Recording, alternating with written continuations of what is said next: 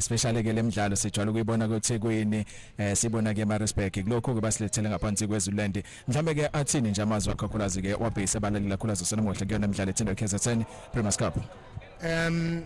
Ngifisa umsakazi ukudlulisa ukujabula okukhulu sihambela phezulu ukuthi lemidlalo ilethwe la kakhulu lemidlalo bivamise ukudlalela ngaphesheya kothukela kazi liwela uthukela ibithi Thekwini ithi Maritzburg kodwa kuthema uPremier cabanga ukuthi ayiweza uthukela ubengayise King Cetshwayo ayise kwezinye indawo kodwa uvele wakhetha iZululand siyathobeka ke kakhulu sihambela phezulu kakhulu nesifisayo futhi ukuthi abantu bakithi kakhulu baseZululand abasondele makunemidlalo njengoba lemidlalo enjena iyakhokhelwa imali cabanga lapha ungena mahala e-stadium kanti imidlalo enjena ikhokhelwa imali uyabona ke kulethwa imidlalo emakhaya ngempela kufanele siyinikele ekutheni abantu baphuma siyaqonda ukuthi imarketing ayimarketwanga kahle kodwa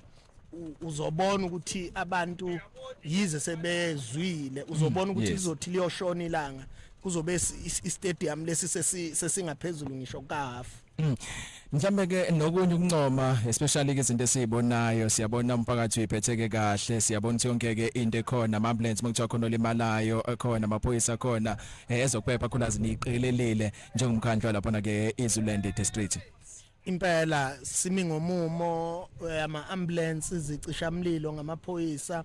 kodwa ke futhi abantu bayalithanda ibhola akukho kungabenza bahluphe ngoba abantu baseZululand bayilambele lento ebahlanganisa kanje so ke wonke umuntu ubuka iground akekho ke ozodala uchuku noma uthuthuva bayiphethe kahle bayahlonipha.